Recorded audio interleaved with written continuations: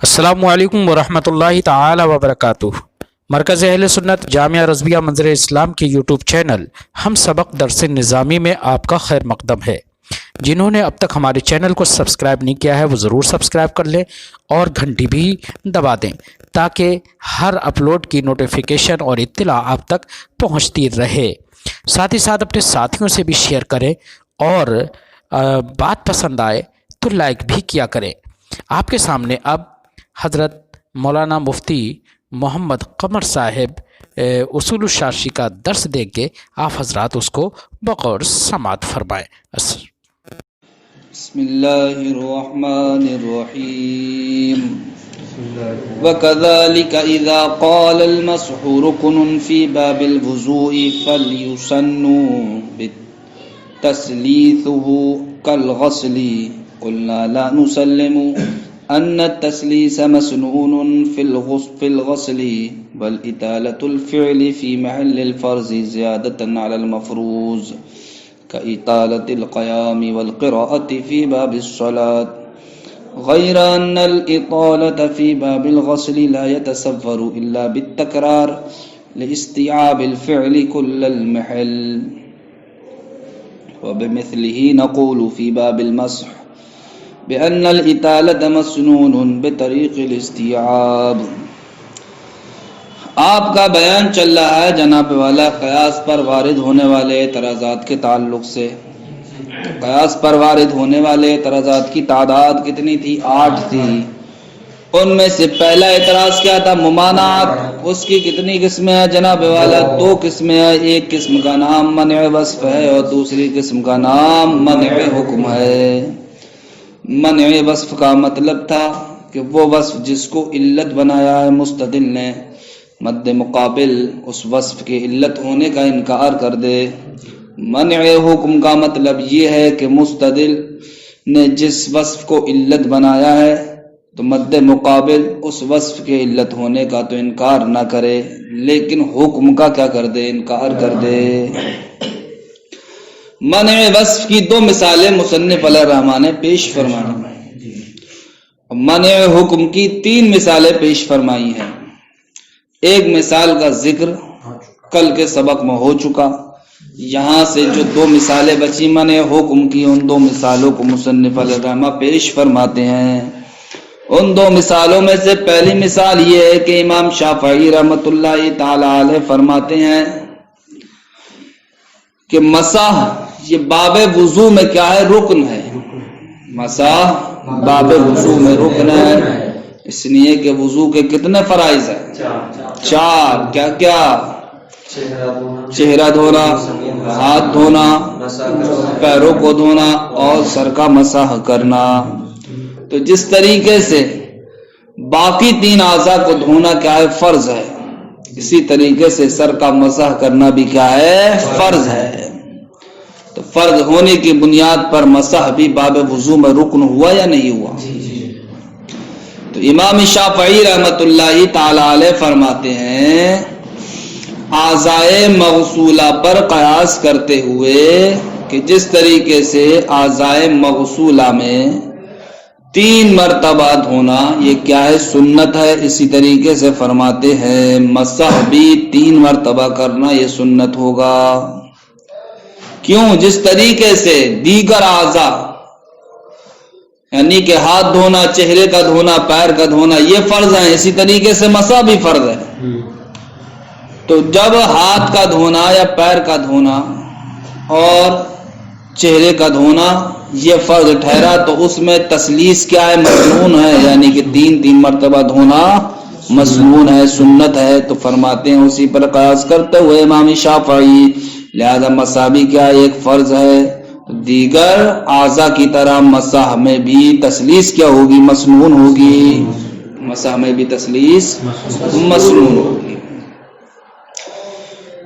ہم کہتے ہیں کہ آپ کا یہ کہنا کہ اعضائے مغسولہ میں تسلیث مسنون ہے یہ ہم کو تسلیم نہیں۔ امام شافعی نے کیا حکم لگایا تھا؟ یہ تو حکم لگایا تھا کہ اعضائے مغسولہ میں تسلیث کیا ہے؟ مسنون ہے، اس لیے مسح میں بھی تسلیث کیا ہوگی؟ مسنون ہوگی۔ ہم کہتے ہیں آپ کا کہنا کہ اعضائے مغسولہ میں جناب والا تسلیس مسنون ہے، یہ ہم کو تسلیم نہیں۔ کیوں تسلیم نہیں؟ اس لیے تسلیم نہیں کہ اعضائے مغسولہ میں تسلیس مسنون نہیں ہے، بلکہ فعل کو لمبا کرنا یہ مسنون ہے، بلکہ محل فرض میں فرض کی جگہ ہمیں محل کو لمبا کرنا۔ کیوں؟ تاکہ جناب والا مفروض کی مقدار اچھی طریقے سے، تاکہ مفروض کی مقدار پر اچھی طریقے سے عمل ہو سکے۔ یعنی کہ جناب والا جو چہرے کو دھونا فرض ہے، تو چہرے میں تسلیس مسنون نہیں ہے، بلکہ فعل کو لمبا کرنا چہرے ہی کی جگہ میں، یعنی کہ جہاں تک چہرے کا حکم ہے اس جگہ میں اب فعل کو لمبا کرنا، تو فعل کیا وہاں پر دھونا، تو دھونے کو لمبا کیا جائے گا، دھونے کو لمبا کیا جائے گا۔ لیکن جناب والا یہ محل فرد ہی میں لمبا کیا جائے گا۔ اب محل فرض میں لمبا کب ہوگا؟ یہ محل فرض میں یہ فعل یعنی کہ دھونا لمبا اس وقت ہوگا جبکہ ہم دھونے کو بار بار کریں، دھونے کو بار بار کریں۔ اس لمبا کرنے کی ضرورت ہمیں پیش کیوں آئی؟ تاکہ فرض میں کمی نہ رہے۔ فرض میں ایک مرتبہ اگر ہم دھوں گے تو ہو سکتا ہے کہ جناب والا مثلاً چہرے کا کہیں کوئی حصہ سوکھا رہ جائے۔ اب اس احتیاط کے پیش نظر کیا کہہ دیا کہ فرد کی کوئی جگہ باقی نہ رہے، تو اب اس دھونے کو کیا کر دو؟ لمبا کر دو۔ اب دھونے کو لمبا کرنے کا مطلب یہ نہیں ہے کہ چہرے کو دھونے کے بجائے چہرے کے ساتھ ساتھ سر بھی دھو ڈالو، نیچے گردن بھی دھو ڈالو، یہ لمبا کرنا نہیں ہے۔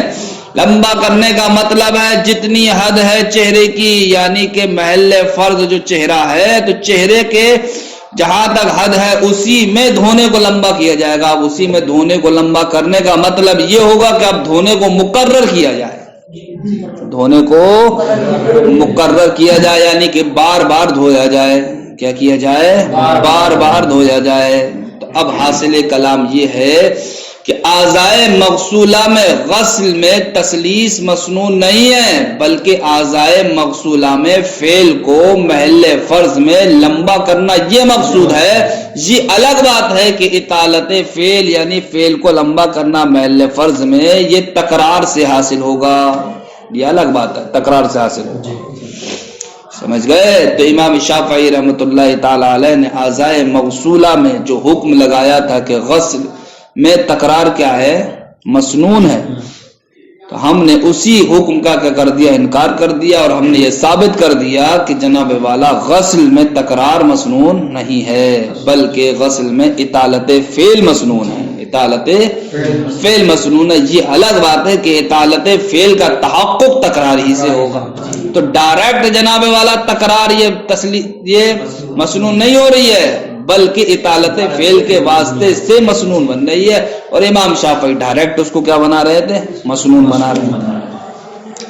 وَكَذَلِكَ اسی طریقے سے اذا قال جب کہا المسح رکن، مسح کیا ہے؟ رکن ہے، فرض ہے، فی باب الوضو، باب وضو میں، فَلْيُسَنُّ تَثْلِيثُ، تو اب جناب والا مسح میں تثلیث یعنی 3 مرتبہ مسح کرنا یہ مسنون ہوگا، کل غسلی جیسا کہ اعضائے مغسولہ میں دھونا 3 مرتبہ کیا مسنون ہے۔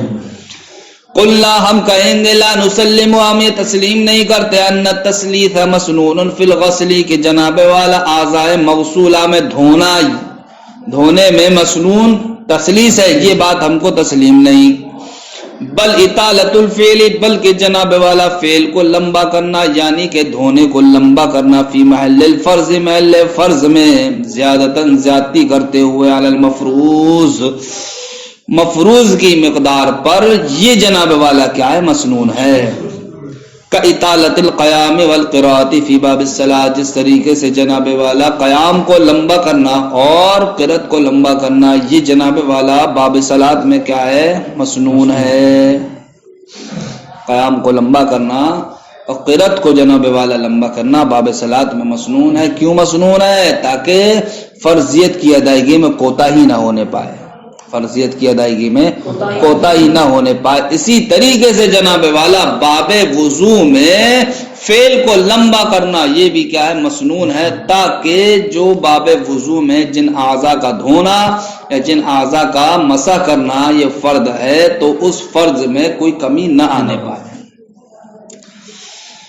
غیر ان الاطالت، سوائے اس کے کہ اطالت یعنی کہ دھونے کو لمبا کرنا، فی باب الغسل، باب غسل میں، لا یتصور، یہ متصور نہیں ہوگا، الا بالتکرار، مگر دھونے کو مکرر کرنے ہی سے، لاستیعاب الفعل، تاکہ جناب والا فعل یعنی کہ دھونا، کل المحل، یہ پوری جگہ کو گھیر لے، تاکہ دھونا یہ پوری جگہ کو گھیر لے۔ تو حاصل کلام یہ ہے کہ امام شافعی رحمۃ اللہ تعالی علیہ نے اعضائے مغسولہ میں غسل میں تسلیس کو مسنون قرار دیا ہے، لیکن ہمارا کہنا یہ ہے کہ غسل میں تسلیس مسنون نہیں ہے، بلکہ غسل میں اطالت فعل یہ مسنون ہے۔ یہ الگ بات ہے کہ اطالت فعل کا تحقق یہ تکرار ہی سے حاصل ہوگا۔ وَبِمِثْلِهِ، تیسری مثال مصنف الرحمہ من حکم کی پیش، وَبِمِثْلِهِ، ابھی بات پوری نہیں ہوئی، ادھوری رہ گئی۔ اسی کے مثل نقول، ہم کہتے ہیں فی باب المسح، باب مسح میں، یعنی کہ جس طریقے سے جناب والا اعضائے مغسولہ میں غسل میں تسلیس یہ مسنون نہیں ہے بلکہ اطالت فعل کیا مسنون ہے، اسی طریقے سے جناب والا باب مسح میں بھی تسلیس مسنون نہیں ہوگی بلکہ جناب والا اطالت فعل یہ کیا ہوگا؟ مسنون ہوگا۔ اب وہ اطالت فعل مسح میں کیسے حاصل ہوگا؟ پورے سر کو مسح سے گھیر دیا جائے، پورے سر کو مسح سے گھیر دیا جائے۔ تو دیکھو جناب والا، مسح میں جو ہمیں اطالت فعل حاصل ہوگا وہ کیا تکرار سے حاصل ہو رہا؟ نہیں، بلکہ پورے سر کے مسح کرنے سے۔ تو پورے سر کا مسح کرنا یہ سنت ہوگا، نہ کہ جناب والا تسلیس سنت ہو۔ وَبِمِثْلِهِ، سے کہ مثل نقول، ہم کہتے ہیں فی باب المسح، مسح کے باب میں، بِأَنَّ الْإِطَالَةَ، بہی طور کے فعل کو لمبا کرنا، مسنون، یہ مسنون ہے، بطریق الاستیعاب، استیعاب کے طریقے پر، یعنی کہ پورے سر کو جب آپ مسح سے گھیر دیں گے تو فعل کا لمبا ہونا پا لیا جائے گا، اور فعل کے لمبا ہونے کی وجہ سے فرض کی ادائیگی میں کوئی کمی نہیں آئے گی۔